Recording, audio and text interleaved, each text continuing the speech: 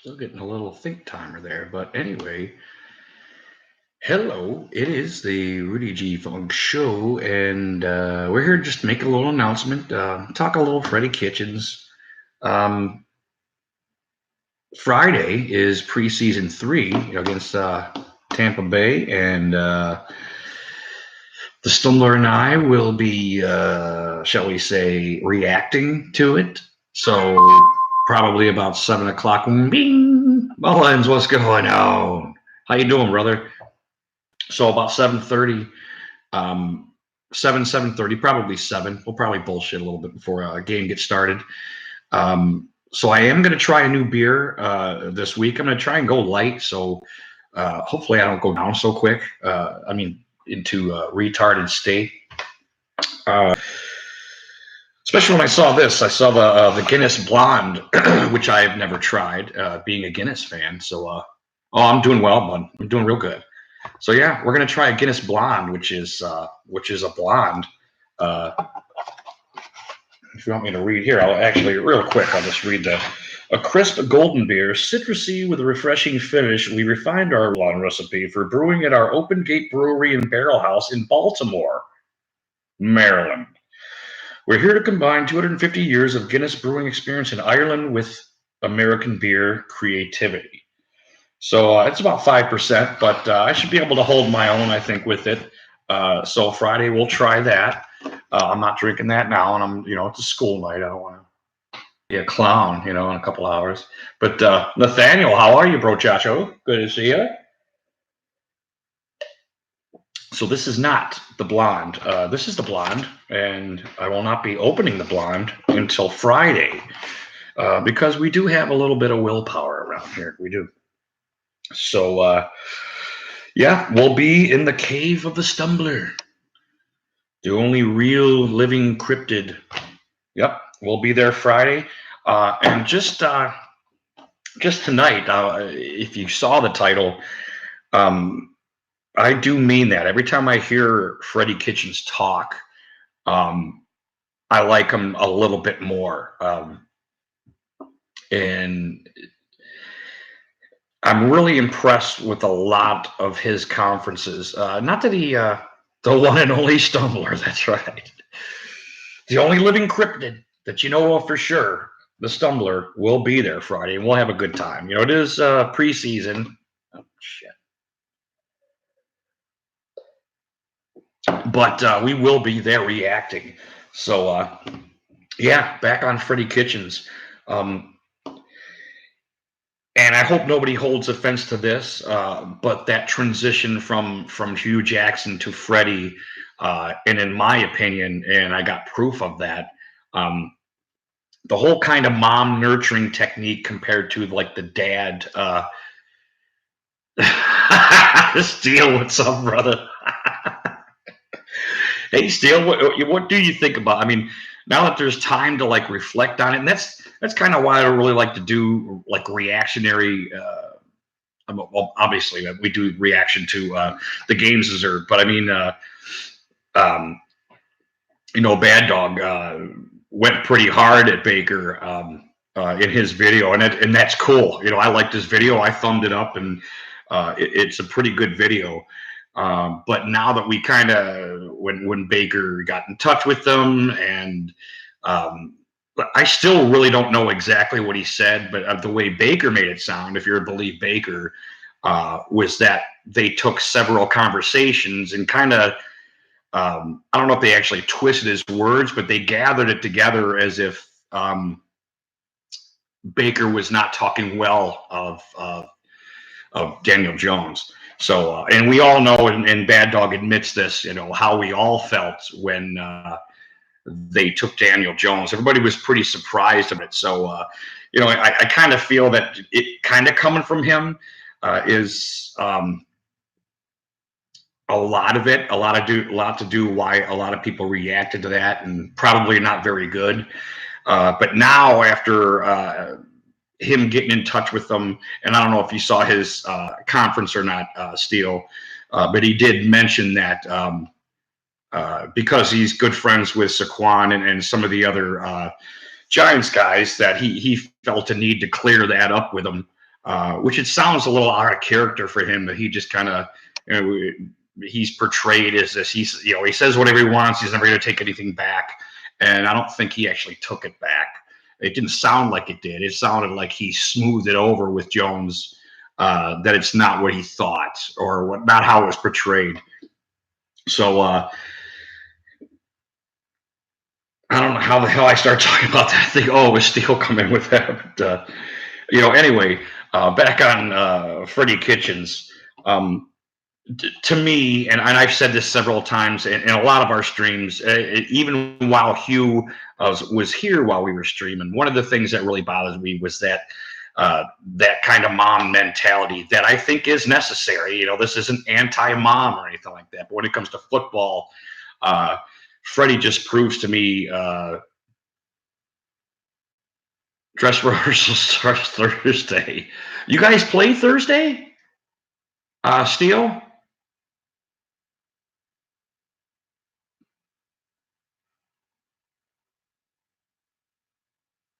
Or do you mean the NFL? Oh, you guys play Sunday.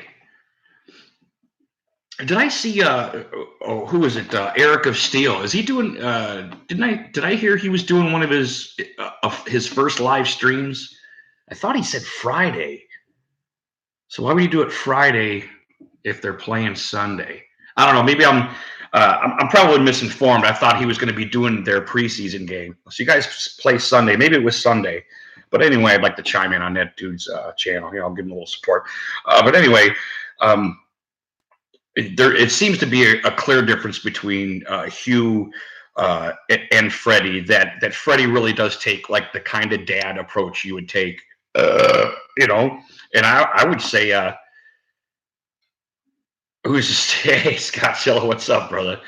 You know, I would say being a guy sport for the most part, it's not like I don't think, you know, women should be involved or anything like that. But I think there is a clear difference, a huge disparity. And if you want to know exactly what I'm talking about, just pull up RG3's YouTube, where he does the flea flicker out of our own end zone. You know, he throws this into triple coverage, and to see Hugh's reaction after that play and how he acts with RG3 compared to how Freddie acts when things aren't really going so well, I think is huge. The consoling he did with RG3 at the time. That's just one of the things, but just in case you actually want proof and don't think I'm just talking out of my ass, I really like to have something that backs me up. Because if there's a myriad, a potpourri of different instances that and Freddie seems to really prove this, and even though they're only conferences, and anything that's shown on TV is obviously edited, so you know I'm not there hearing every word. But he clearly is immediately disappointed if he sees something he doesn't like, which seems like it's often, which I think is a good thing. You know, he really rides that 50% thing. Yeah, you did this good, but you fucked up these other two things. You know, let's work on them fucking other two things. And that's pretty much how he lays it on these guys. And I really dig that, man. I think he really gets a lot more respect out of the locker room than Hugh did. And I'm not just saying this because of what Baker said with the whole faith thing. I always thought that. He was telling me something. So he was preaching to the choir when he came out with that stuff. And the proof is in any video you ever want to watch where I wind up accidentally talking about Hugh. But he made a comment about the Daniel Jones incident being a bullseye.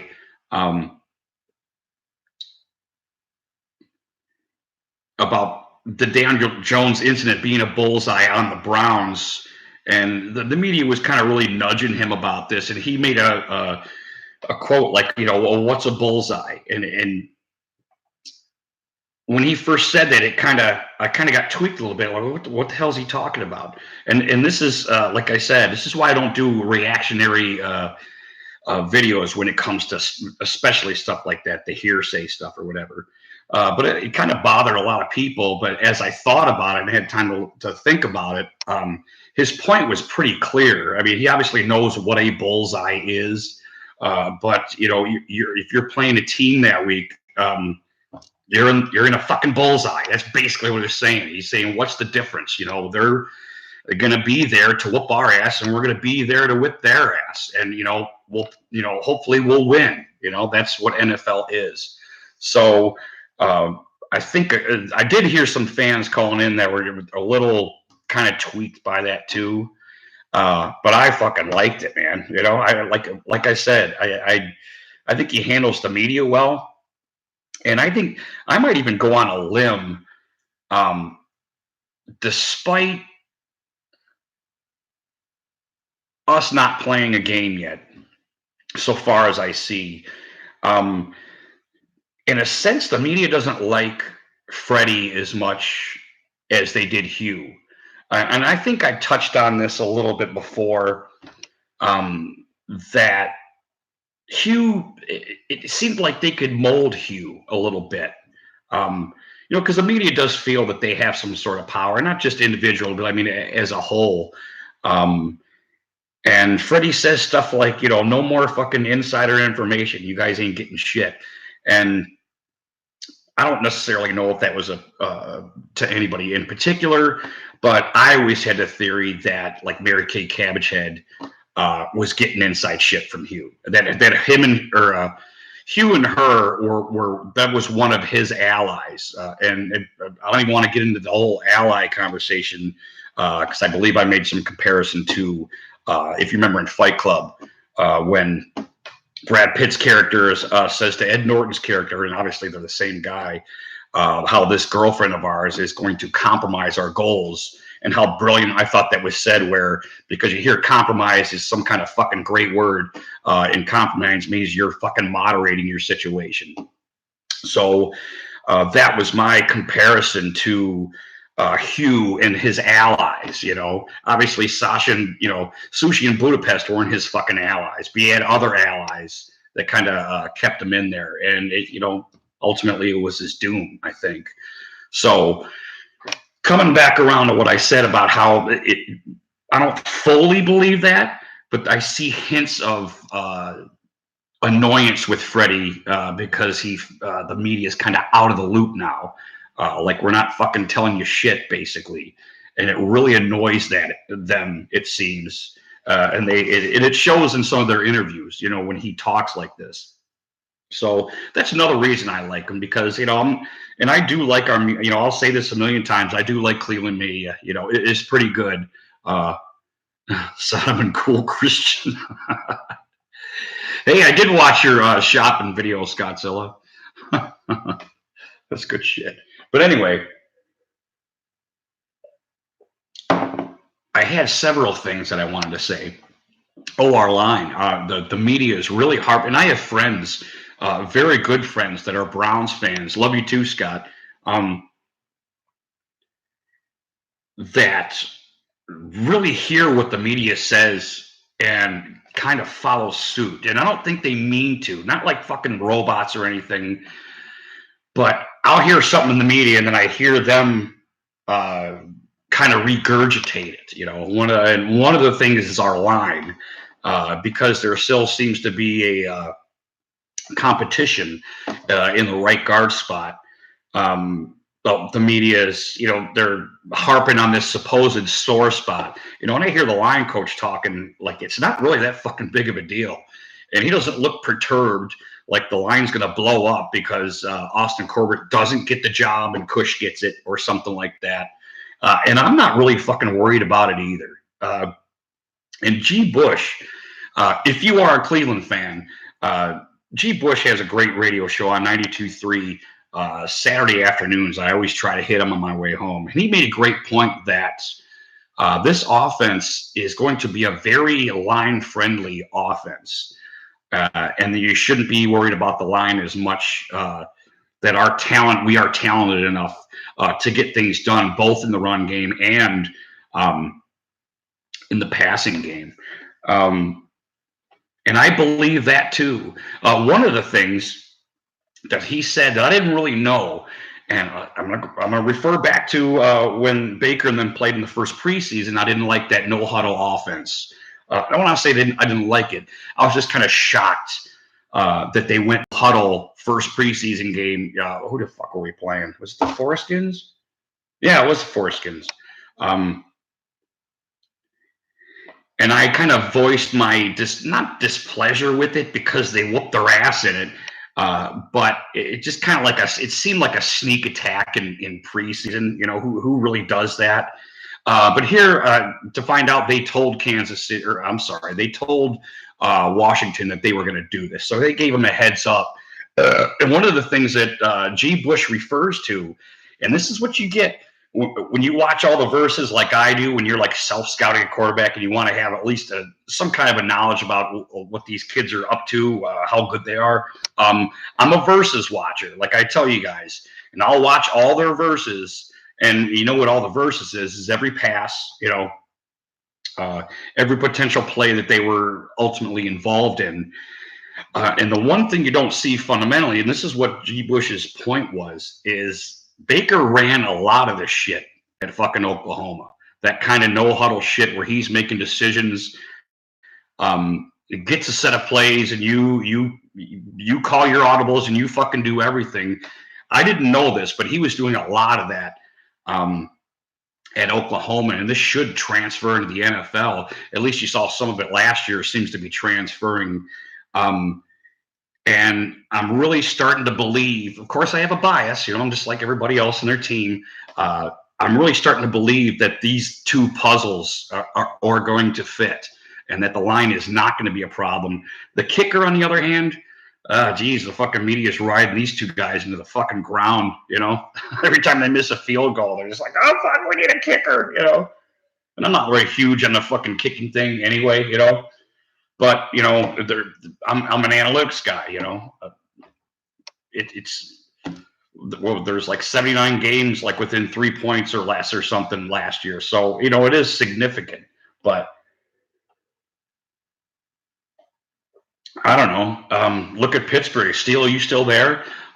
Pittsburgh was good, or was they were diehard 2-pointers. You know, I don't know necessarily whether that had anything to do with the kick or not, but. I don't mind going for fucking 2 points, man. You know, I mean, I hear all kinds of stories about you guys in Camp Hub, the fucking red zone shit that you guys do, the goal line shit, that the work that you guys do in not off season, but training camp and all that stuff leading up into the season. So I'm not really necessarily worried about that either. You know, I know when you're missing your extra point, you know, that really sucks. But am I worried? You know, it is war, and you need to improvise, and you do what it fucking takes to win. You know, I don't like blaming shit on a fucking kicker. You know, I mean, if we had kickers winning games for us, Cody Kessler would probably still be the fucking Browns quarterback right now. You know. Think about that. Except for the Pittsburgh game, we got fucking totally mauled by them. But I don't know. I also think things are happening for a reason here. Kind of. We're getting so many fucking receivers, man. I can't fucking. You know, Braxton Miller we just got. I don't know if you guys heard that. Braxton Miller's in camp now. You know. You know, Baker's admits he didn't hear anything about it except there in the locker room, and he looked down the hall of the locker room and sees Braxton Miller there. You know, it's like, what the fuck, man? We are fucking stocked with fucking receivers. You know, we were just not whooping on Jalen Strong, but we were just talking about how great Jalen Strong's here. I'm thinking, what are they? I'd like to think, you know, I was talking about the Pittsburgh being a football factory. And it kind of snapped, like having a bunch of good assets and fucking showing them off probably isn't such a fucking bad idea. And I pitched the idea to Bad Dog and the Entertainer last night about if the Giants would give anything for Jalen Strong. Not that I want to get rid of the dude. I'm just saying I wonder what kind of mentality our office is taking. It's like, hey, we got a really good camp. We're working guys up pretty good here. We can make these guys look good. When we unload them, we could actually get shit for them. I don't know. I'm not an office guy. I like to think I'm a little bit of an analytics guy, but they are so fucking stacked at fucking receiver right now. I gotta think it's more than just having a bunch of receivers at this point. It's stocking up assets, and hopefully you know what I mean by that, I guess. So I guess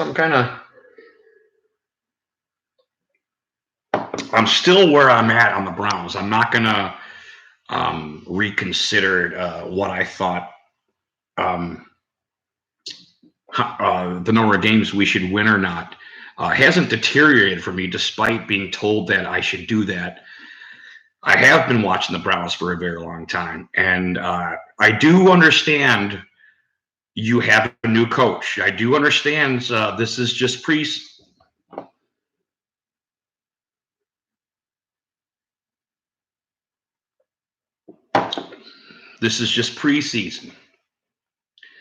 But I still stand by my 12-4 plus. I still stand by that. I am not shaken or stirred. I still believe that will come to fruition. And I don't think I'm a lone man standing on a hill, calling this. I mean, a lot of us did this. Now, am I one of the last ones to admit it now? I think probably. Everybody else seemed to kind of temper their stuff, and they're not scared, obviously, but time will do that. Time will wear you down. I think we have a very, very good, solid team, and the defense no longer worries me. Those little spookies are all worn out of me. I think our defense is going to be very good, man. Baker throws too feverishly. Oh, you noticed that? It's that quick release. Well, some will call it quick release, and some will call it feverishly. But I know what you're saying. It almost seems like a flick. Now, what's the difference between a flick, throwing feverishly, or a quick release?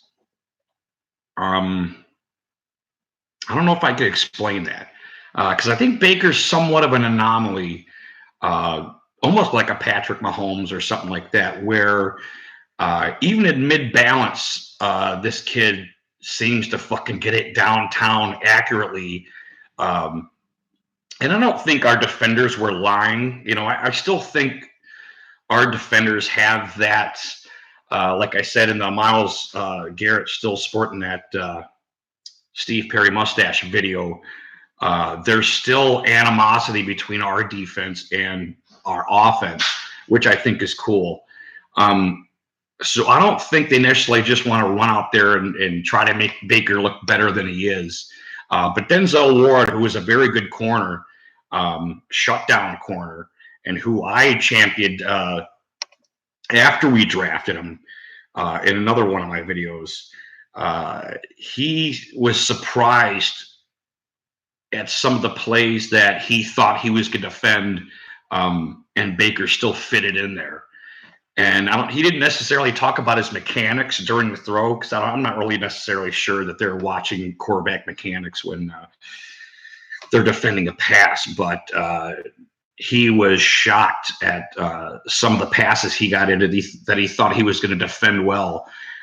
So I do think, even though they're highlights, a lot of the stuff that we're seeing out of the camp, like I said, the stuff I've seen were pro football focus fucking happy numbers.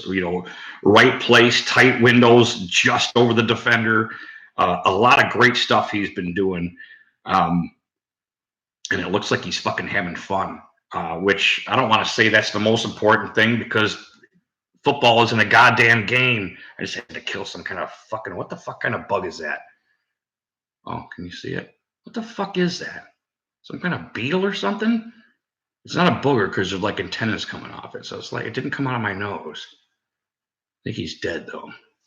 Some kind of fucking beetle. There's like fucking 60,000 different species of fucking beetle. They got them wrestling, for God's sakes. You guys ever watch those things?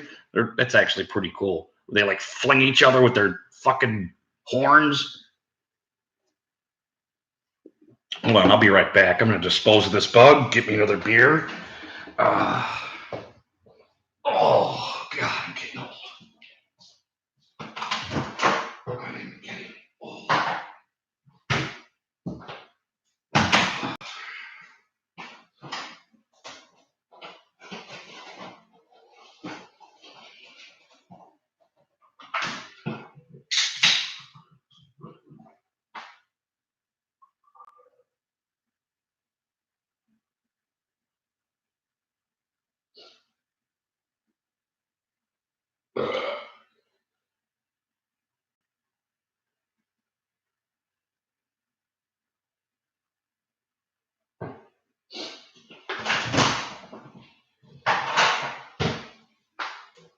Oh, Flicky, T-Luck, if you're still there, buddy.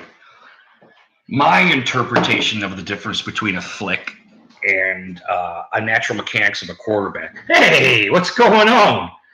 What is he going to tell us about? Oh, nobody can do that but you, brother. I'm not that articulate, man. You know, you like looked in people's souls, man. Right in their, oh, there's their soul. Yeah, right there. It's not over here. I don't think so.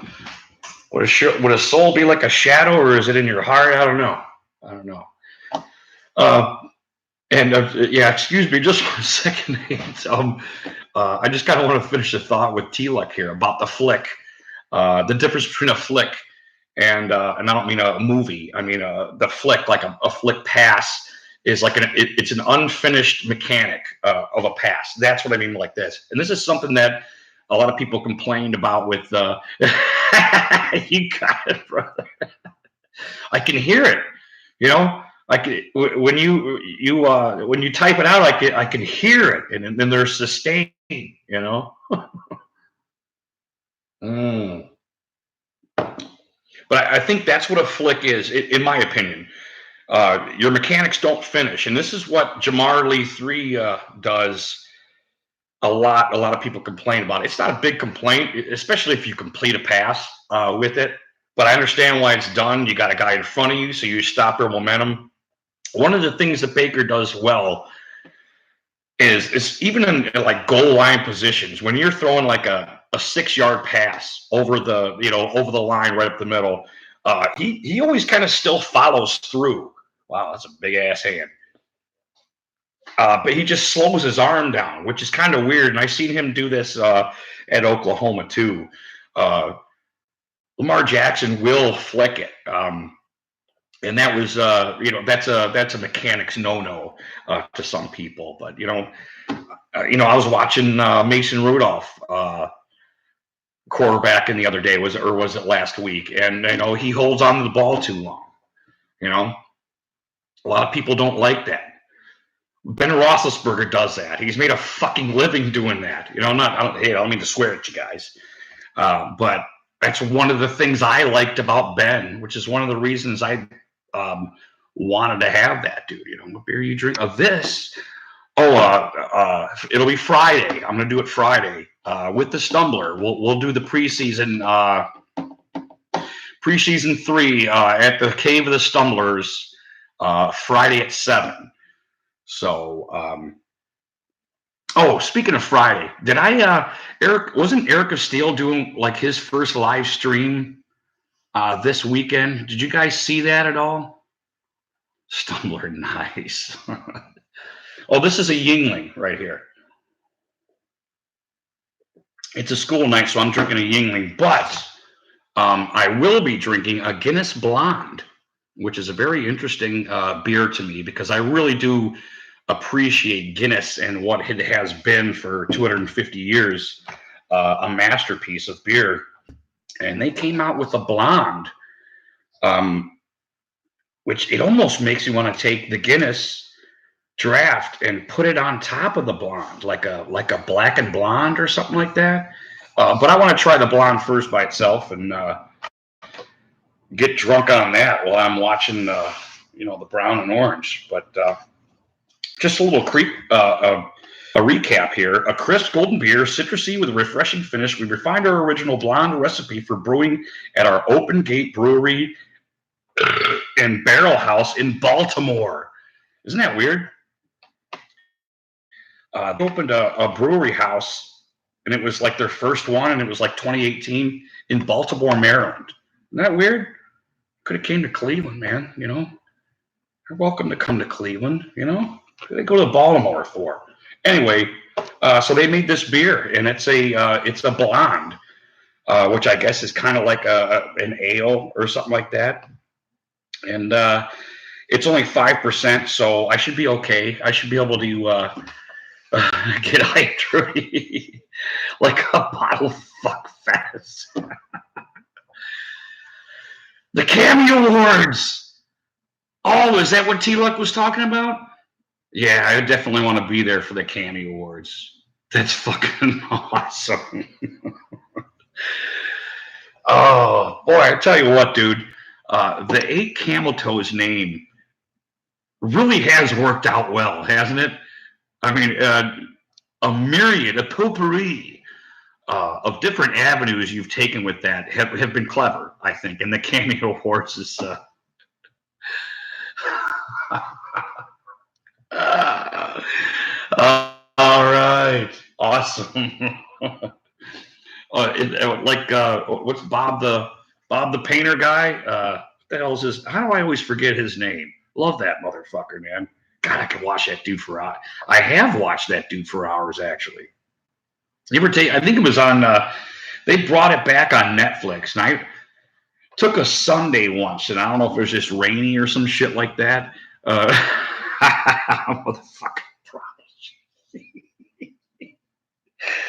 Oh, T-Luck kicks my ass, man. And I remember binge watching. They had it on Netflix, and I fucking watched the shit all day. And I mean, talk about I was totally fucking into everything he fucking did. I just love that. Not just that it's a blank canvas. I mean, obviously you've all heard that. We're starting with a blank canvas. And just watching this dude, and it ain't long before I think he's fucking this shit up. And it's like every one of them. Chad, how are you, brother? I mean, but it's like every one of them. In mid-painting, I'm like, okay, now you're fucking it up. Now you're making it look fucking stupid. And then he finishes, and it's just like fucking awesome, you know? Bob Vila? No, not Bob Vila. He does floors or some shit. I don't know, one of those Bobs. Bob Manob. Oh.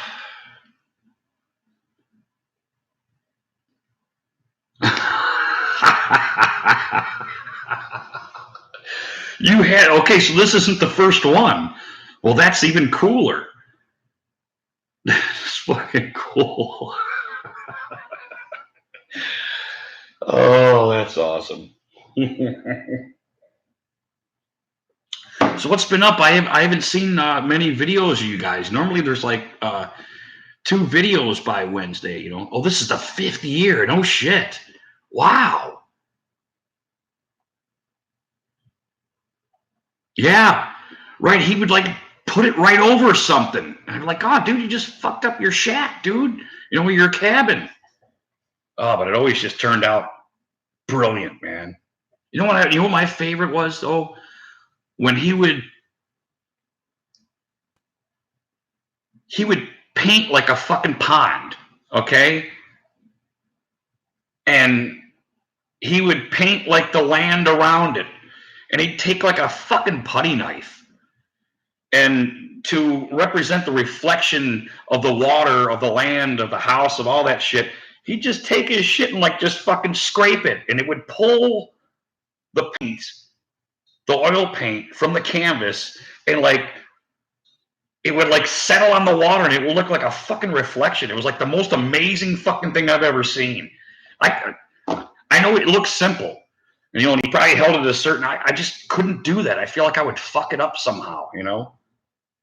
It'd be like a purple line at the edge of the pond or something like that. It would all stop there or something. He's brilliant, brilliant. And he, you know, I heard he got a lot of slack for that shit, for like teaching everybody how to paint shit. Like real art, or I guess they called themselves, you know, the elite. Because kind of gotten his shit for. So he was kind of like a Bruce Lee. You know, it was almost like China getting pissed at Bruce Lee for teaching all the crackers and everybody to fucking kung fu. You know, it seemed like the artists were kind of getting on him like that. You know, but you know, he was a pretty cool fucking dude. I even liked his like off the painting stuff when he just talk about life. And I think the one time he said yeah, he did die too young.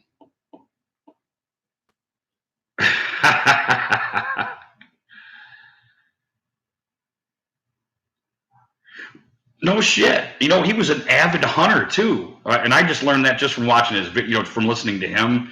It wasn't anything outside of his videos, but um, him and his buddies were like real avid hunters or something like that. And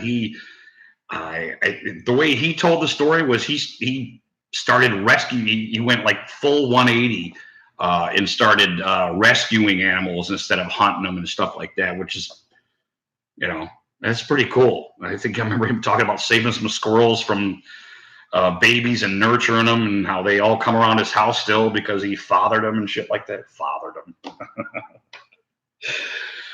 Oh no, something like that. But you know, I just kind of respect the dude. I respect anybody that not only is that talented, but who not only shared. This is how you do it, man. If you want to do this, you could make something really cool. You know, just do it. Poor squirrels. Oh, they're just so little. You know. Oh God, that's great. Oh, that's awesome. Well, I got to get a smoke break in. If you can excuse me for like 2 minutes, I'm not allowed to smoke in the house because of the better half.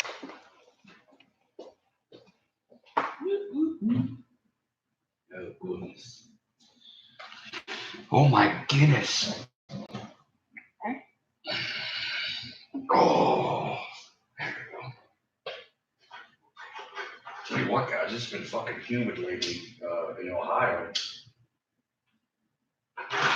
We've had the AC's been running 24/7. We do have AC over here in Ohio.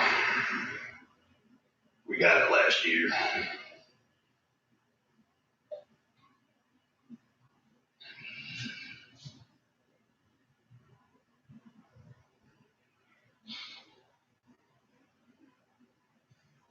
Right after cable, the year before.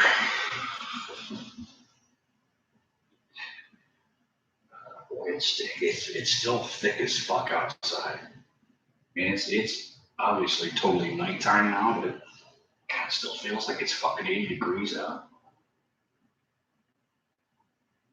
That's why I always want to check out kind of where Scott lives. And I don't mean like a stalker. I'm just saying the switch, the disparity between days.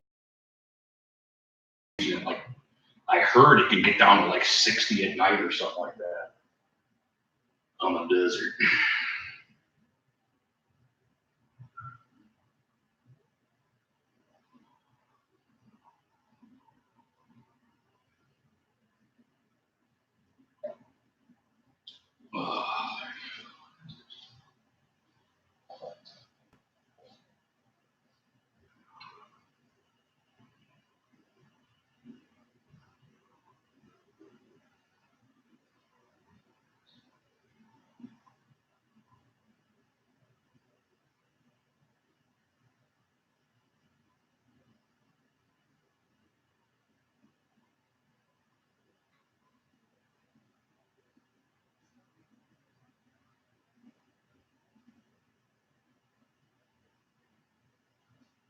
Just heard something.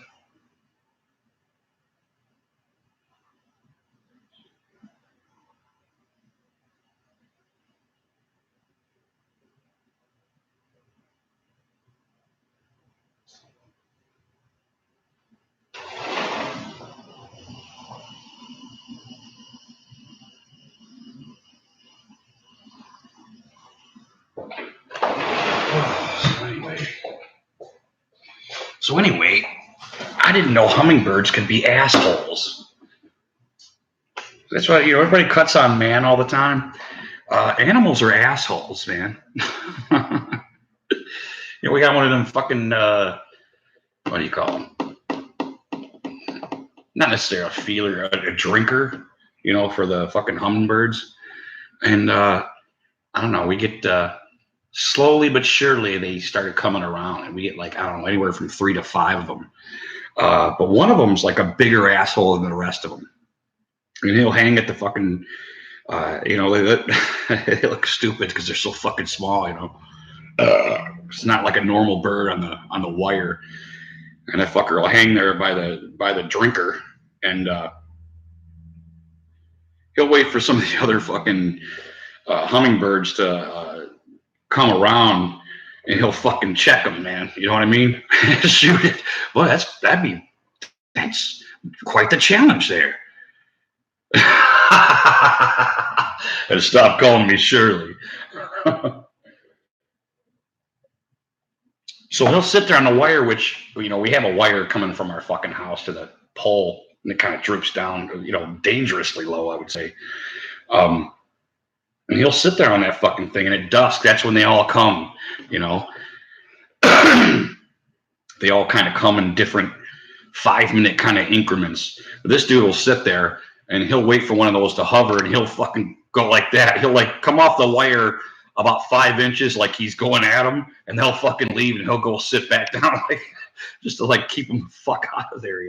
He's a dick. I kind of like him, but he's an asshole, So I got another new friend, man. Fucking hummingbird. Fucking bird. You guys ever hear that meme? That song, I'm a bird, I'm a motherfucking bird. I like watching those fucking meme videos, or I don't know what they call them. Cubes. Yeah, the best cubes. That's one of my favorite songs, is I'm a motherfucking bird. Because birds are asshole. Oh, that's hilarious. So how you guys doing? Yeah, fucking blue jays are assholes. I don't know birds, but blue jays are fucking assholes, man. And they're dicks. Is it legal to shoot them or something? Or I'm sure it's probably legal to shoot. It's legal to shoot anything as long as nobody else sees it, right? Just kidding.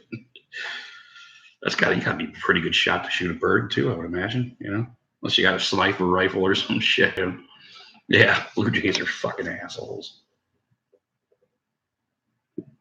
Oh, the slingshot. Oh man, I ain't done that shit since I was a kid.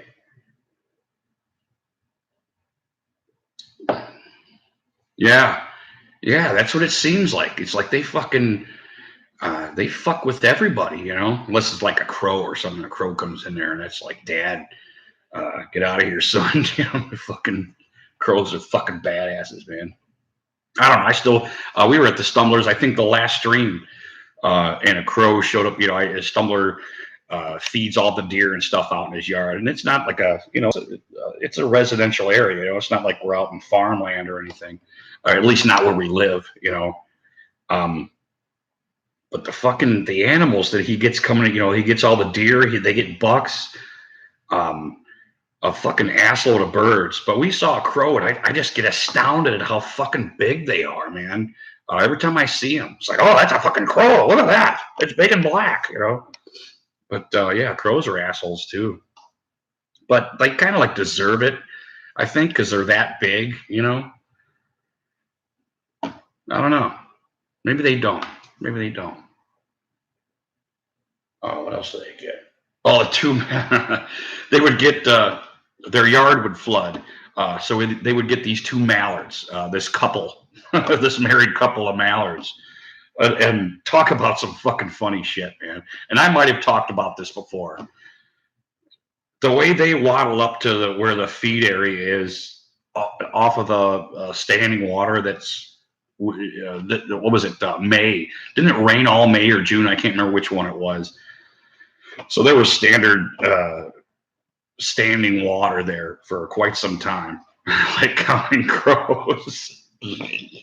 Yeah, I think they're all right too, man. I like some of their stuff, man.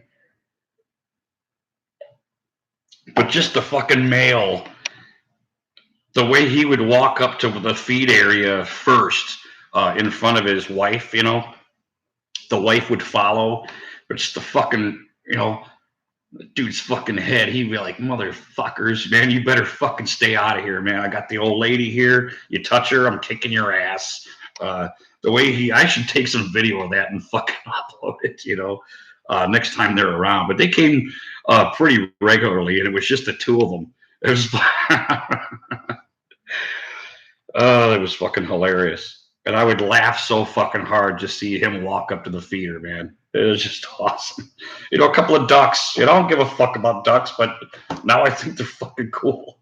Because the husband's an asshole, Oh, wow. Saturday. Wow, we got a good wheel. Tonight's Wednesday, right? So I think there's football on tomorrow. We're gonna do our stream Friday. Wow. Campbell's doing his thing Saturday. And I thought I heard Steele say Pittsburgh was playing Sunday. Giants Ravens tomorrow, Chad? LIB Mr. Ducks, I see. Yeah, I guess I have to go ahead and say they're amazing. I just get, the closer I get to nature, like the fucking happier I am somehow, Unless it's like a polar bear, then I'm pretty sure I'm not going to be too happy with that. But animals just fucking crack me the fuck up, man. They just do.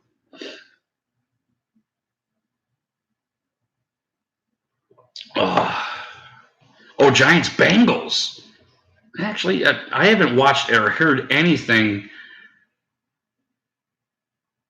Mr. Like MR. Oh, MR like him. You think I would have known? Yeah, I'm a little late on that. I don't. That sounds like Popeye. More of those fucking Oh man, Popeye. What a great. I mean, those black and whites when him and Bluto are mumbling under their fucking breath. I still laugh. Bugs Bunny though.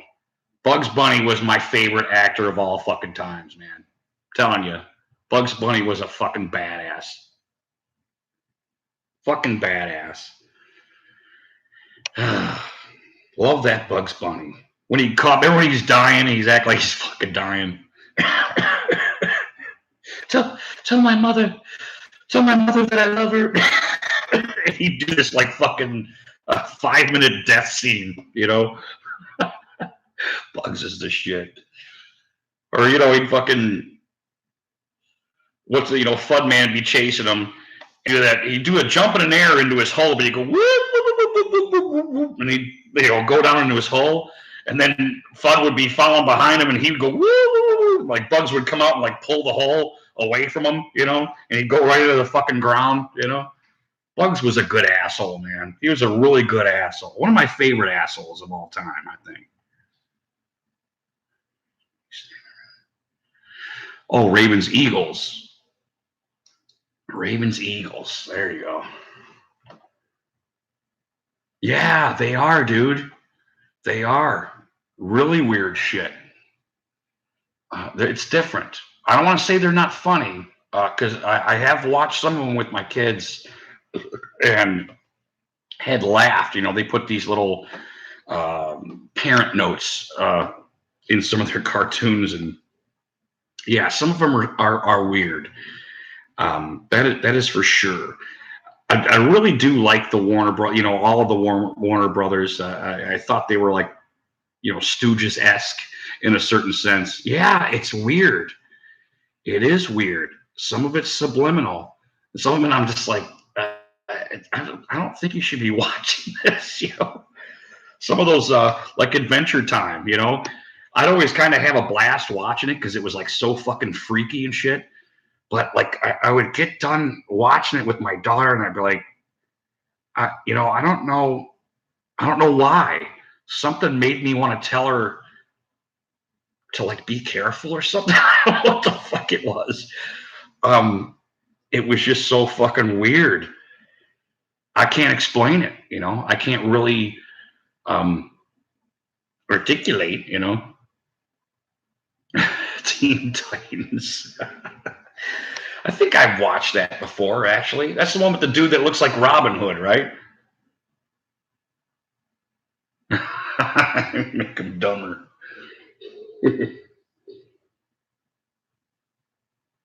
Well, I remember Stumbler telling me when he would come in and his old man, Big Jim the Marine, would be watching the Stooges, and his mom didn't want him watching the fucking Stooges. So I got to think there's at least a little bit of that where our generation thinks that everything behind us sucks. But yeah, there's some weird shit though. I certainly I have to admit that there's weird shit.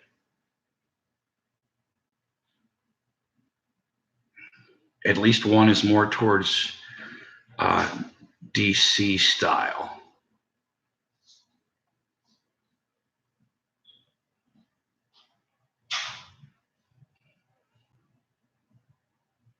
Yeah, I think so. Yeah, I think the Stooges really did a lot of fucking great shit, and I don't want. It's like you can't even copy off them, um, unless you just like they did with the movie. Unless you just kind of make a remake or something, you can't really take from them. Other than we used to have a Big Chuck and Little John that would show horror movies on Friday nights, and they would host a show a horror movie, and there'd be be on like regular TV, and they would do these little skits, and they were Stooges esque. Uh, you know, he'd fall off a ladder, and you'd see like a dummy body fall, and you hear him go, "Oh!" They put the voice and shit. But it's hard to duplicate that shit. Oh, I heard about that. I heard about that, and it's like a prequel or something. I heard because I heard rumors of um, them looking for a young Morpheus. That Fishborn wasn't going to be in it. That they were looking for a young Morpheus. So I'm wondering. And I guess it doesn't necessarily have to be that way. It could be some kind of move to the past in the movie or whatever. I love the Matrix, man. I mean, the first one. I don't want to say all of them were like fantastic or anything. It was cool how they did it, the trilogy, but I mean, just the fact that none of the shit was really happening made it believable. I mean, if I told you, um, that's true, that's true. Um, if I told you AI was going to take over the world and they're going to throw our asses in incubators and use us as batteries, that sounds like retarded in a certain sense. But I thought how brilliant that was, that all the kung fu shit and all the stuff that was really happening in the Matrix wasn't really happening, which made it the movie more believable. I thought that was the brilliant part of the movie, uh, was that nothing was really happening, that it was all in our heads. And anybody that's ever had a fucking dream before, the difference. You could do some pretty cool shit in your fucking dreams, which makes dreams cool. But who'd have thought they were, in real life, they're all sitting there, all dressed like Bill Belichick. Um, I don't know. Maybe in this one they'll get hoodies, Bill Belichick hoodies. So that's my joke of the day. And I need another beer, I think. But yeah, let's. I might put that in my top 10 movies. I think that's good enough. I don't know. You guys got a top 10? I don't know. That's a tough call. Tough call on favorite movies.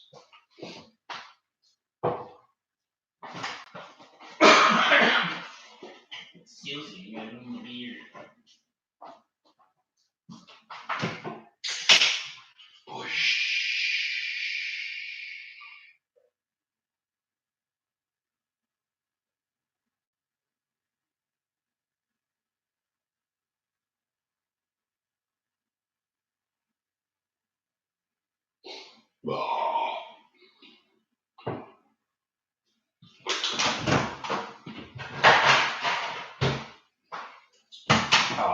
I hope I'm not cutting anybody off, but back on the Matrix, I mean, everybody has to admit that even if you didn't even like the movie, um, even if you didn't like the Matrix, you have to admit that their effects and everything like took the whole cinematography forward, and everybody fucking copied all their shit. Even in horror movies, they use that technology and stuff. So that's oh yeah.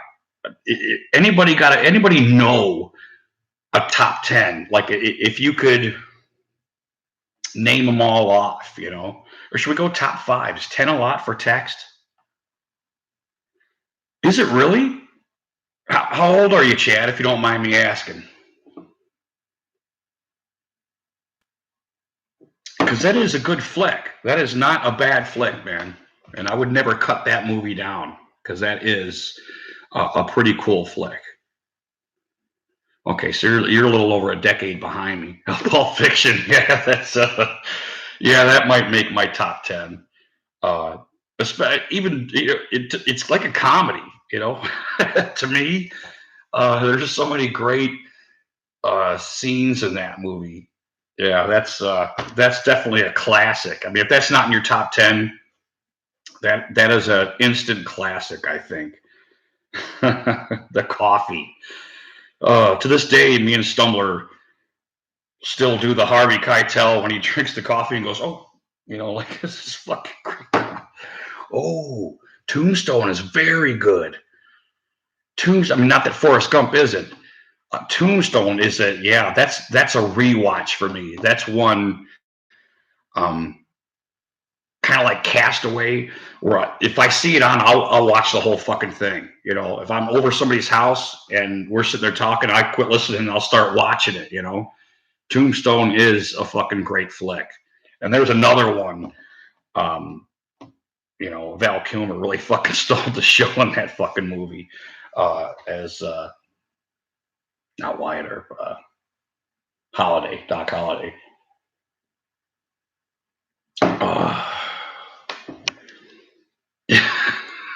Right. Yeah, that whole scene is great. I love that whole scene with Billy Bob Thornton. That's good stuff. That's another dude I like, Billy Bob Thornton. He's pretty cool, man. Yeah, I thought so. Right, Billy Paxton. That was when I did my Billy Paxton binge when he died. That was one of the movies I watched too. Billy Paxton did so many fucking great movies too. I meant to do a Rutger Hauer, but I stopped real quick because I had trouble finding a lot of his shit. If you guys haven't seen Blind Fury, I don't know if you guys ever seen that movie with Rutger Hauer. Oh, Sam Elliott. Yeah, that fucking dude's just great in everything he fucking does. But well cast and well acted. Like you said, he just does his fucking job well, man. I believe, all three of those actors. Kurt Russell, Sam Elliott, Billy Paxton, but by mid-movie, you believe that they're brothers, and that's, in my opinion, great acting. I believe that they were brothers. I'm not some clown. I didn't think it in real life, but watching the movie, following the story, I felt them brothers. So that's great acting. You kind of take a different look at it. I believed it,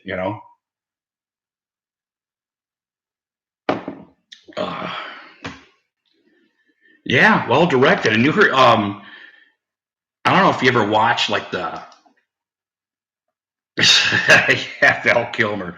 I don't know if you watched any of the like the making of. I'm kind of a kook. Sometimes if I really like a movie, I like to watch everything about it, watch all the extra shit. Sometime I'll throw it in and watch the directory behind it. And Kurt Russell directed a lot of that fucking film. He kind of took over, and I can't remember the reason why. I don't think it was a disagreement. I can't remember who directed that, or who got the kudos for directing that. But I can't remember if he was just having a lot of trouble, and Kurt Russell kind of took on the responsibility and like finished the movie. And I thought it was a large portion of the movie.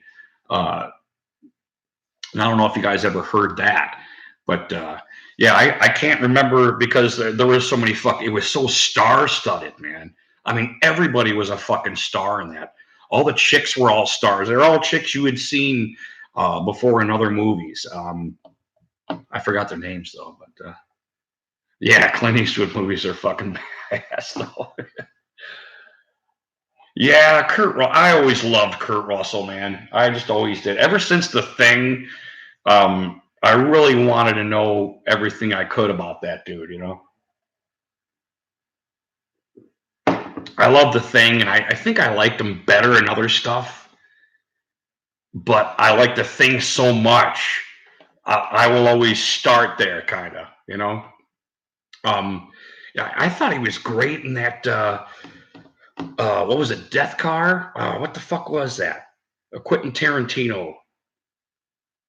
Death, Background. Oh, that was enough. Thank you for saying that. He was brilliant in that. Brilliant. Very good in that. He was great in that, as a matter of fact. How dare me? No, not Death Race. Not Death Game. I thought it was. I have the movie, and I can't even fucking think of the name. Remember Quentin Tarantino and Robert Rodriguez made 2 movies. Kind of simultaneous. There was those grindhouse movies, and one was a zombie. Rodriguez made the zombie movie, and Quentin Tarantino made. It's not Deathmobile. What the fuck is that? Death something, and it's not Game. It's not Race. Oh no, you're Sin City. That was Robert Rodriguez, I believe, which is another great flick. I like those movies too. Oh, what the fuck was that? Now I gotta. I know I have it. I bought it. It's not Death Car, but it's something like Death Car. And these stunt chicks that are stunt women. Well, that's actually not I shouldn't explain it that way. Kurt Russell was a stunt man, and he has a car. And this car will save you. The car it's a stunt car, and it's meant to crash and do all kinds of shit, and it saves you, the driver only. And he takes these chicks out on dates and gets in these accidents and kills them. How can I not remember the name of that movie? Okay, that's it. I gotta Google it. I'm dying here. I'm dying.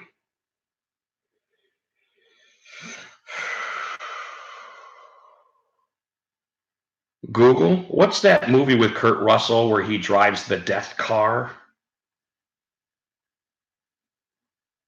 Death Proof. Death Proof. Wikipedia. Death Proof is a 2007 American exploitation horror film written and directed by Quentin Tarantino. Death Proof. That's it. That's it. Damn, how did I miss that? Because his car was death proof. So he would take it had the one chick, remember Marilyn Manson went out with that hot blonde with the big tits from Scream? It had her in it.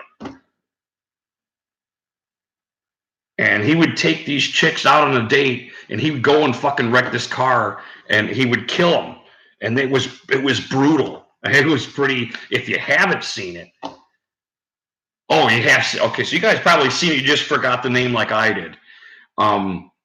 It was fucking brutal. I mean, that's one thing Quentin Tarantino does is he puts enough brutality in it to like make it so interesting.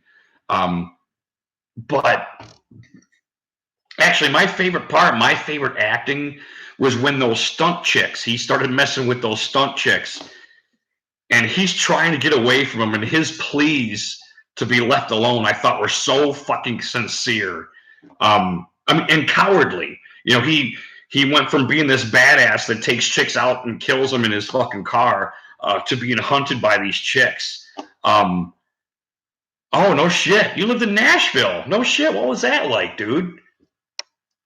Was that pretty cool?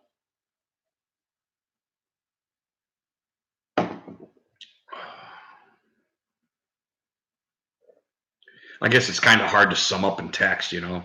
It's almost easier when you're doing your streams and I can say, hey, what was Nashville like? Sorry about that. But anyway, I really did like that flip flop from being this badass to being this coward. And by no means do I think Kurt Russell is a coward, but his acting as that uh, the hunter becoming the hunted was brilliant, and it seems sincere, and that's one of my favorite movies of his too. My top five. Master Society. That's a good flick. Christmas Vacation. Holy shit, that is a great flick. You know what, Chad? That's a very interesting top five, man. I must say. Your band video from a couple of weeks ago. Was it titled? What was the title, eh?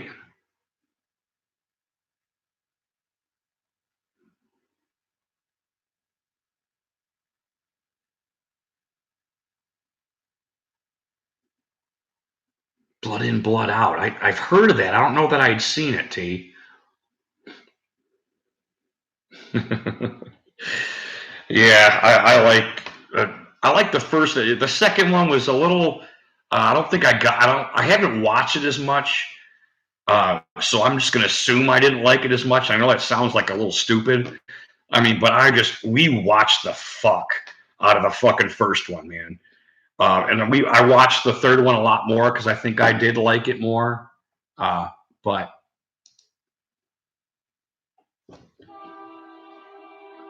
from the Burning Live in Nashville, 2006.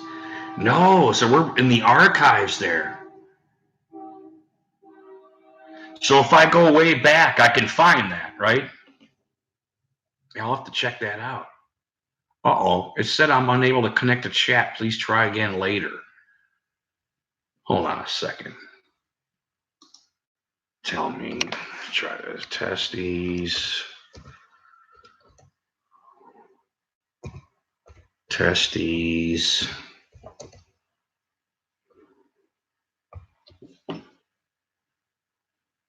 What? The chat's working fine. I just got an unable to connect to chat. Please try again sign. Okay, that was just a testy there. So sorry about that.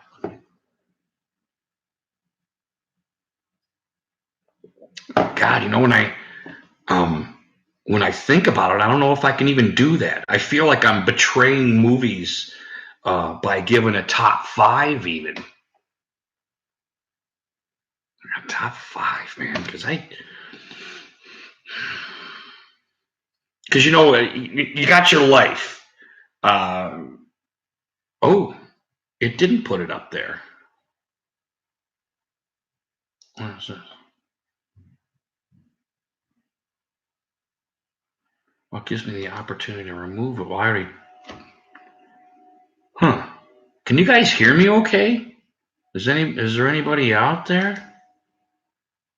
Did I just get disconnected? Boop, boop, boop. Yeah, if any of you guys can hear me, well, that's weird.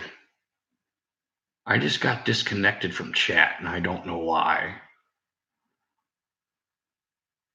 Huh? Maybe it's because I used my phone or something. Well, I got bars. Well, let me try it. I wonder if I can real quick here. I got a little bit of time to let's see if it shows me here. Oh wow, that's weird. Oh wow, that's weird. Oh wow, that's weird.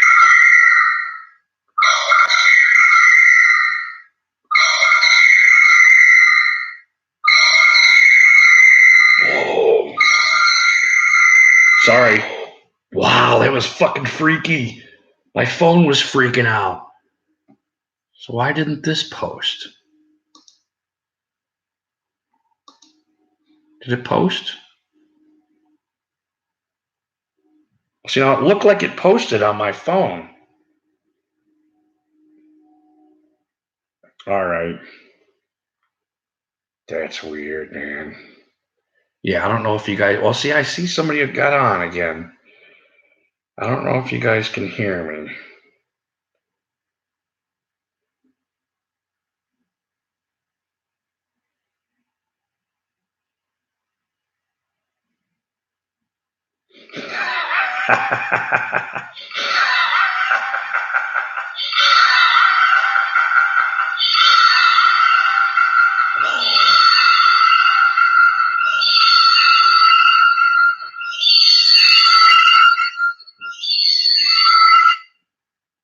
All right. So for some reason, it's just not coming up on my fucking computer. And that sucks the balls. Okay. Well, so it seems like it's still working. I just can't see what the hell. I could just turn this down, I guess. I could just turn this down. Turn this down.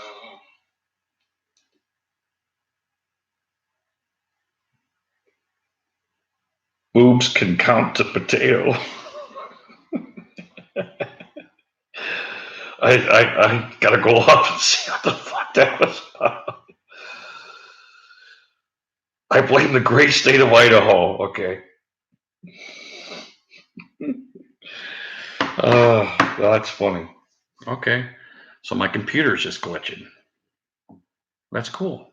So what were we talking about? Oh, my betrayal of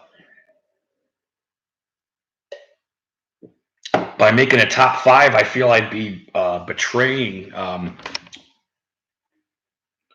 any movies that I might have missed, man. Because I think I like a lot of movies, man. I think I like a lot of them. I think I got like 5 top 5s or something like that. There's been so many great movies out there. Even some of the black and whites. I almost feel like I haven't seen enough movies to actually do that.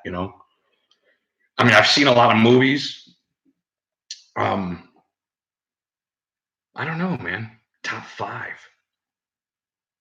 I don't know. All right, this is a little weird.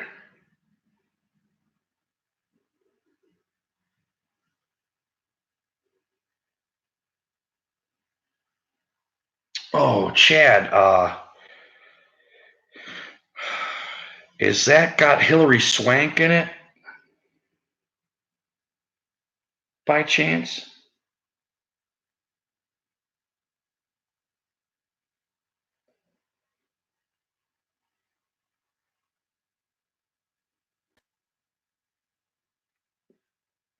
Doesn't it have like Hillary Swank and some little girl, and it's about like a robot that was taking care of the little girl or something? I hadn't seen the movie, but I saw it on there. I've been kind of reluctant to watch it because I wasn't sure if I was going to like it. Is that the movie you're talking about, Chad? Oh, okay, okay. Because I did see that, and it looked cool. But me and the old lady watched the trailer, and I was just kind of like, it doesn't seem like she's going to get into this. And don't even waste your time trying to watch, unless you're by yourself, trying to watch something you don't think the old lady's going to fucking get into, because don't even bother. Just don't even bother.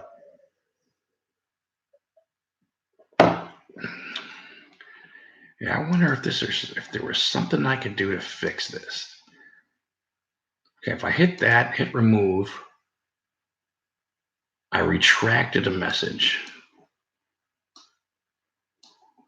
I don't know why it's doing that. I just don't get it.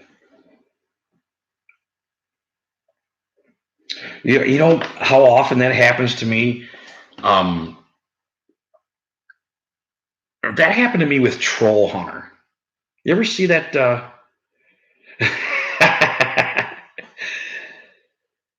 Oh, They Live?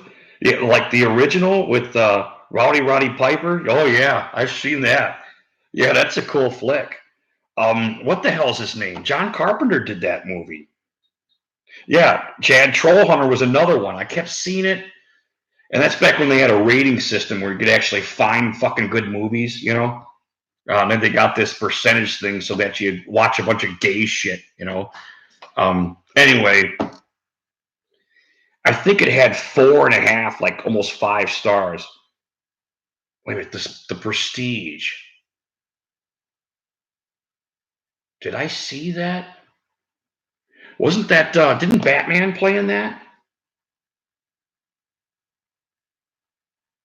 Wasn't there a movie they were like magicians or something? Is that what you're talking about, or is it like a TV show or something? But Troll Hunter was one of those. I was so reluctant to watch it. I watched it. I was like, wow, this is a great fucking flick, man. Tell me your take on that movie. I will tell you mine. On which one? Watch a bunch of gay shit.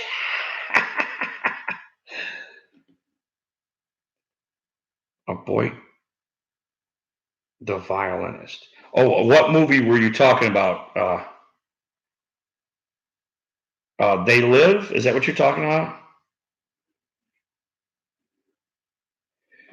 Um, I thought it was pretty fucking badass, man. To be honest with you, um,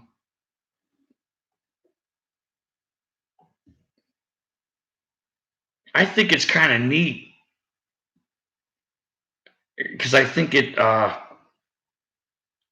a little touch of reality in it. I guess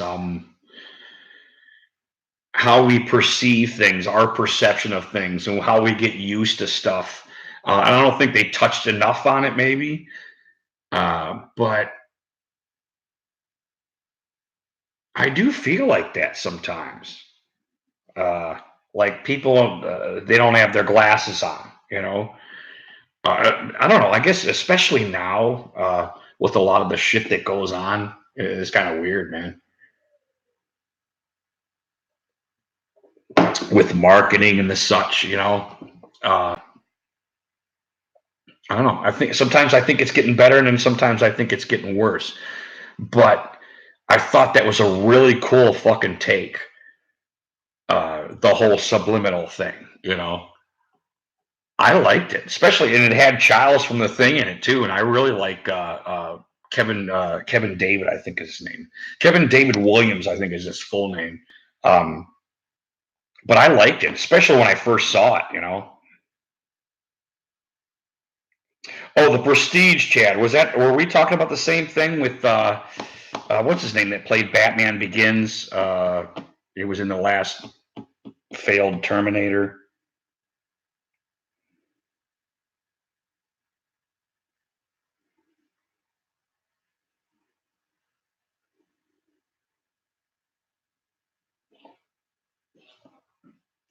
All the subliminal, the alien.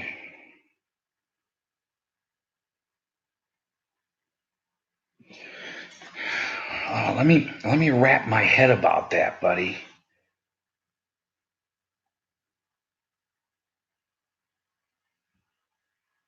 Christian Bale. Yeah, thanks, Eight. Christian Bale is what I meant. The Prestige, and that was the one um, where they were twins. Or wait a minute, I don't want to spoil it. That's a spoiler, but they were magicians, and that was actually a pretty cool flick. Actually, the it was morbid, man. It was a Jack Wolverine was the other dude, right? He was trying to be his. He was trying to learn Christian Bale's secret.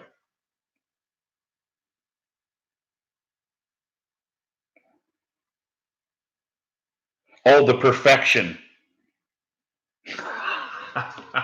Anyway, The Prestige is a pretty good flick. Um, I thought. I don't want to tell you anything else then if you haven't seen it. You know, The Perfection. Oh, that was. I saw the preview. I haven't watched it. I heard it was. I don't know, disturbing enough for me to watch. I guess was what I heard. But aren't they cellists or something? Where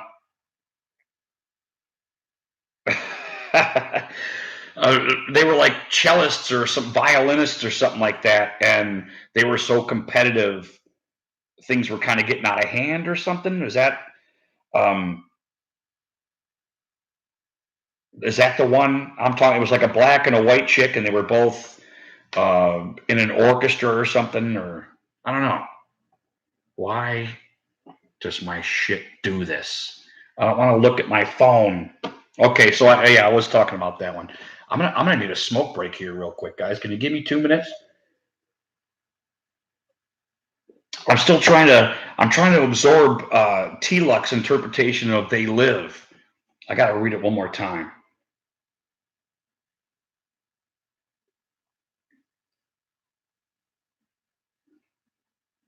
The alien people are the people who are consumed. I don't mean to be a dumbass, T. I'm just trying to absorb that quote real quick, or not real quick, but I need a little time to absorb that because I'm a little confused because I'm an idiot.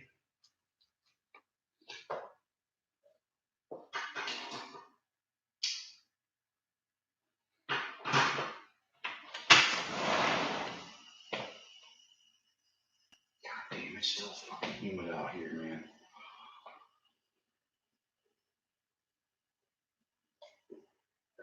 Damn. I'm gonna wind up kicking on my AC again just by cracking the door here.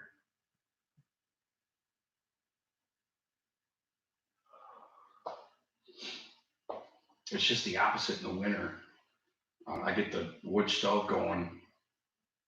It won't be long. It'll be fucking 80 degrees in here. I got my, it'll be fucking snowing 0 degrees out, and I'll have my fucking sliding glass door open, letting cold air in.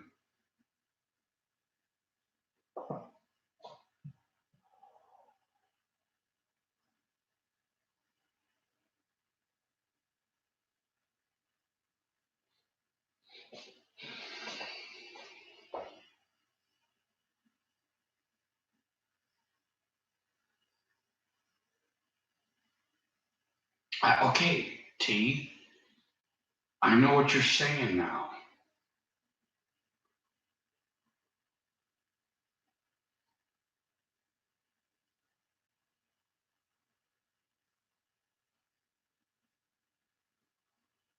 Well, yeah, give me a second.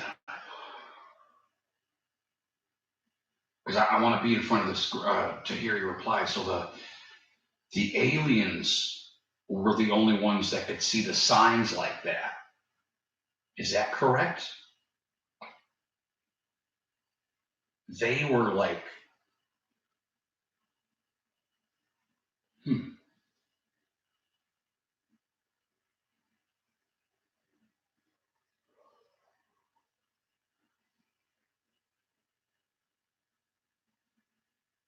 yeah, give me a second. I'm almost done here.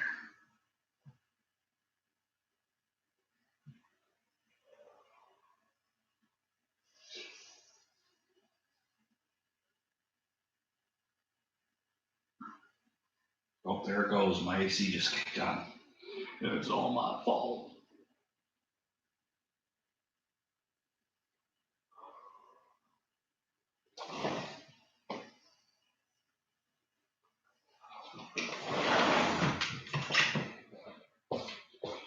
Okay, tonight.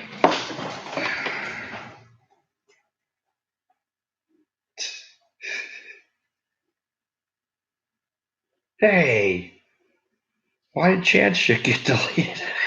Is she fucking with him? Oh, wow, there's a lot more.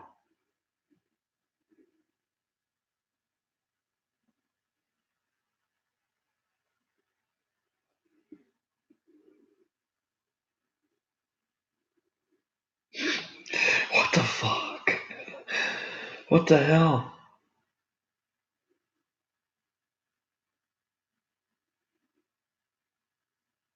Yeah, well, I'm totally glad that you that we had this conversation, because it really fucking cuts the movie in half. You know,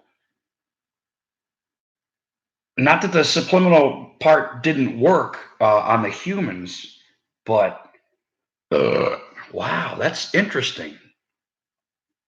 That's like a whole different avenue of thought, really. Oh, Scotzilla's got a new video out with his fantasy picks, I think. Mm. That's good stuff, T. I never. Um, that was a movie I never really looked behind the scenes. I don't know. Maybe I could. I don't know. I didn't really put too much concentration in it. I don't think. Probably not enough. 58. Yeah, that's wow. I'm glad you kind of introduced me to that. I'm going to mention that to a buddy of mine at work.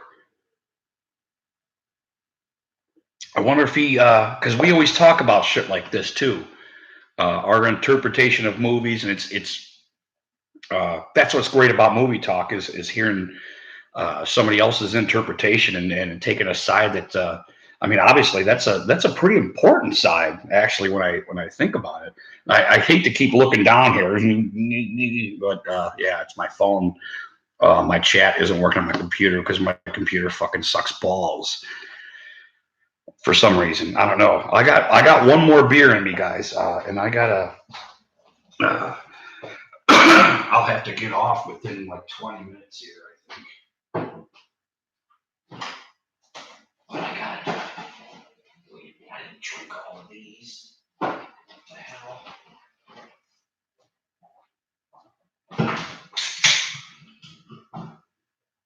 Bush.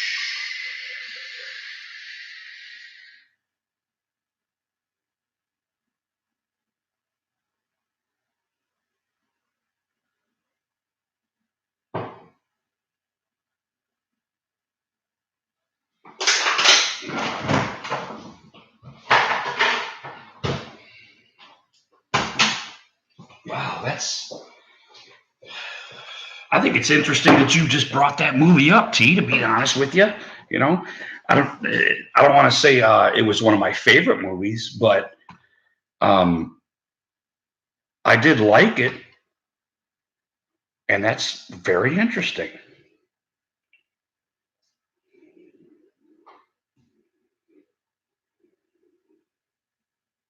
Yeah, I didn't see it. I didn't see that coming at all.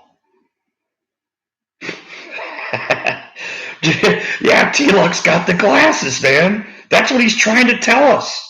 It's a code.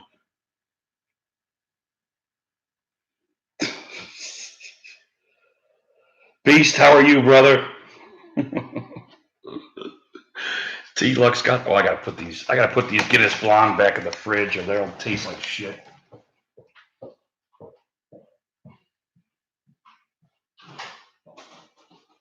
Oh, there we go, buddy. Get in here, buddy. You're okay. You're okay, buddy. Oh, there we go. That's better. Anyway, thanks for hanging out, guys. I really appreciate it, man. I'm good, Beast. Real good. Life is good, man. Life is good. Oh, wow. I'm still a little blown away by that, T. And I don't mean to ramble on like some clown. Uh, that's just kind of that just puts a weird spin on the movie. A very cool spin. Makes me want to have them make another movie. I think. I don't know nowadays. You know those some of those sequels and shit. You know they kind of suck balls. You know, but anyway, what about the rest of you guys? You guys, what are your favorite movies, man? Tombstone's a good one too, man. Real good. Stand by Me. That's another great flick.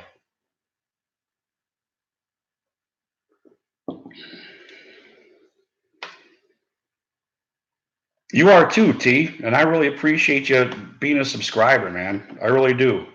It's good to have you around. And I mean that for all you guys. Man. It's good having you guys around. There's no doubt. Urban Cowboy. Holy fuck, I haven't seen that movie in a long time. Right, right. That's interesting. It's very interesting. Oh, I like Alusican better, actually, T. Aluxin? Wow, that's weird, man. It is weird. I'll go ahead and say I'm a little blown away. Oh, he hasn't seen Urban Cowboy. Uh, and that had the dude from Backdraft in it, man. He was the bad guy in that. You guys ever see that movie, The Keep, with that dude?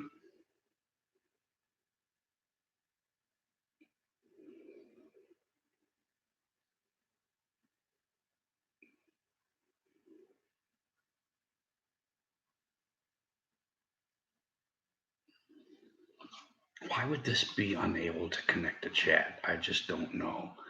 I got 4 fucking bars here. Why is it doing that? Any of you guys seen that movie, The Keep? And it has the dude from the bad guy from Backdraft in there. As of a year ago. That's kind of a cool movie too. The Keep has that soundtrack by Tangerine Dream, which does all that kind of 80s synth. A lot of the stuff that it seems like a lot of like Stranger Things and stuff like that. They're grabbing out of the 80s and getting these just like a lot of John Carpenter stuff, with the synthesizer, which really Night of the Demons was another one. I really love that fucking. To that movie. Yeah, that's not a bad flick, man.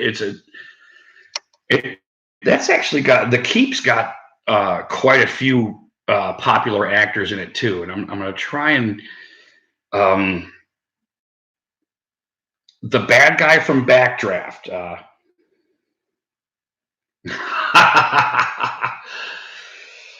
Beast, you are forever in debt to his priceless advice, dude. You better watch it, man.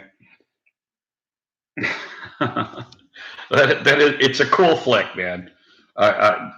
Tombstone is it's a rewatch for me, just like we were talking about before. I'll watch it if it's on. I'll fucking watch the rest of it, no matter where I'm at. Sorry, hon. I gotta finish watching this fucking movie, so I can see Doc Holliday and Ringo go at it. That's a cool part too. Did Speaking of Tombstone, on YouTube, they have a Latin interpretation of Doc Holliday and Ringo's back and forth at the bar. Have you guys ever watched that by chance? I mean, if you're a Tombstone fan and you haven't watched it, you gotta watch that.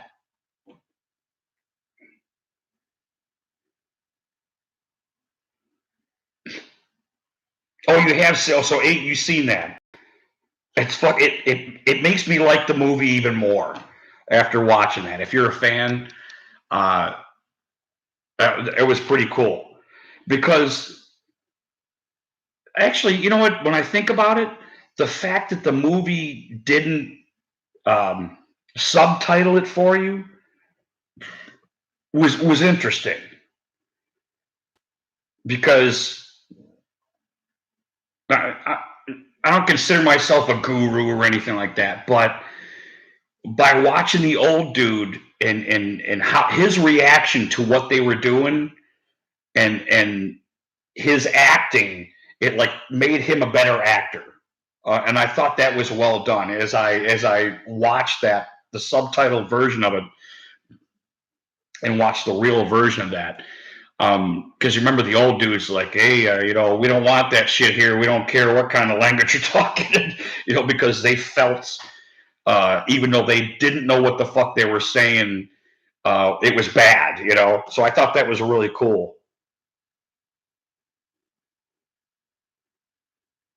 Right, Right. Right. It was like it was well done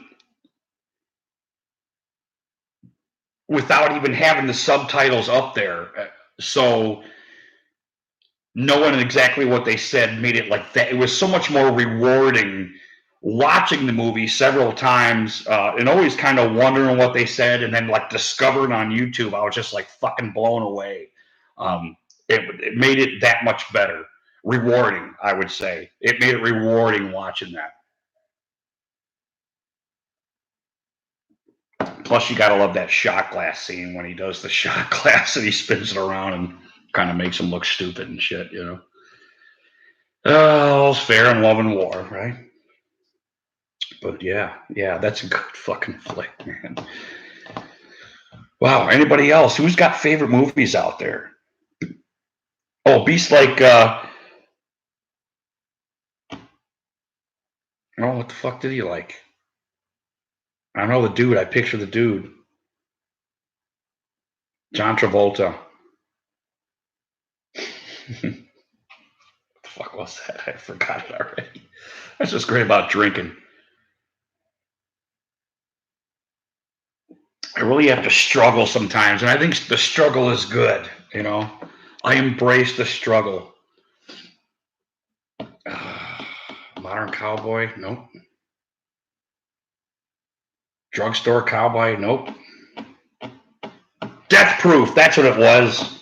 Death Proof. Entertainer's on talking sports. What's he doing there? Oh, it's a preview breakdown. Grease. I do like that movie, man. I do like that movie. You know, I'm a sucker for it, man. I was a kid when it came out. It was badass. You know, after I saw it, how the fuck old was I? I think I was in first grade. But I thought John Travolta was a badass. You know, Fonzie was a badass. You know, they were all badasses because they wore leather and shit. You know. And Travolta was funny. You know, he was funny in that. Best of all, though, Olivia Newton-John was fucking hot in it. You know, it could be Greased Lightning.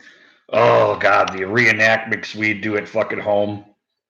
We used to have the album. It was like a double album to come out, and it had all the pictures in it and shit. It was like a gay version of Kiss Alive 2. You know, he got a bunch of shit with it. God, we'd stand on the bed and we'd do the thing and play the song. Oh, it was the best of times. It was the worst of times, you know. Did everybody do that? And I don't mean just the grease thing. I mean, I had a buddy who was a very good friend of mine, and we would get off of fucking school and we would fucking play albums, and we would fucking air guitar for like fucking hours, man. We would put on all our best songs, Maiden, Dio, you know, all the shit that we were listening to, and we would sit there and run around the house and fucking play air guitar, you know, because nobody fucking had anything, you know. It was good, man. It was cool not having anything and like acting shit out, you know.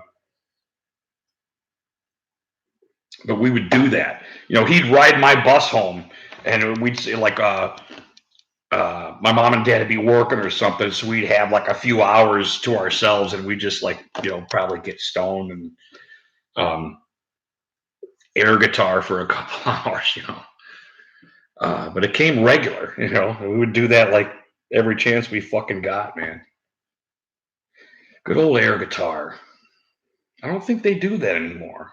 You know, I think it's us old timers. You know, you air guitar in front of a millennial or something, they'll be like, "What the fuck are you doing, dude? You fingering something?" Or do they still do it? Do they understand? I don't want to just throw the generation behind to the curb. I'm just actually trying to be funny, but yeah, we would air guitar a lot, man. Awesome. Any more movies, guys? What are you guys watching? What's maybe we should go number ones, man. Yeah. Right. Hey, that dude plays guitar. Yeah, no doubt, man. It does blow their mind. Especially when I like when you're right shit when you're live, man. That's what I really like. I like when you're quick and witty enough to do that, which is kind of neat. You know what? It kind of reminds me of Limitless. Limitless is not one of my top 10 movies or anything like that, so I don't want to put in that realm. But I do think it's a very good movie. And I'm going to kind of sideswipe Matrix a little bit. Because the drug that he was taking wasn't like some super drug that it seemed to be. It just kind of like made him remember everything that he had seen, and that seems so real to me. I bought in to it, and I really liked that fucking movie because of that. Following that lead of what the drug did, it made you remember everything you have ever seen, heard, or do whatever, which doesn't seem so far fetched, And back on you, eight. When you're having a conversation with us, your subscribers, something like that, and you have a certain subject, and then you pull up the guitar and you write something. I really dig that. I'm pretty sure everybody else does too, but that's another thing that I like about your channel. Is rightly funny, and we're laughing our asses off. So.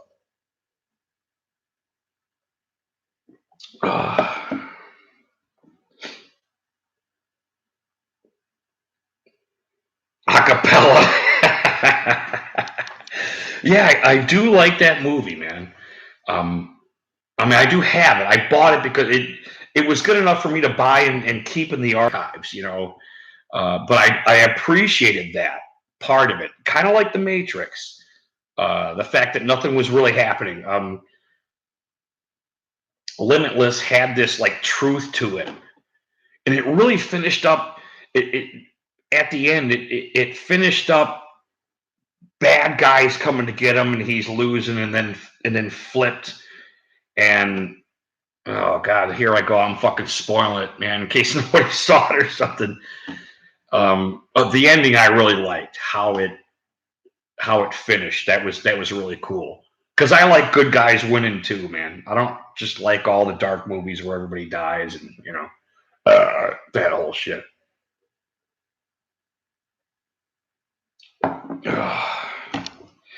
But anyway, it's getting bedtime for me. I got to be to work in a couple hours, and thank God I'm not really terribly buzzed. And thank God, you guys showed up to fucking hang out. Because it sounds to me like we got a pretty good weekend coming up here with 8. We got the Stumbler Friday. I think Erica Steele is doing his first stream this weekend, and I'll have to look back and see when the hell that is. But yeah, I'm gonna have to get out of here, guys. God bless you guys. I love you, and we'll talk to you guys soon. And I hope you guys have a nice time up until we see you. So, and I know we'll have a time when we see you. So, I know I don't need to say that. So, God bless you guys. Be safe. And it is Rudy G Funk out of here, buddy. Woo! Oh, I don't even know how to end the stream because I'm an idiot. I know I clicked on it. I know what came up. There it is. All right, guys. God bless you, man. Be safe.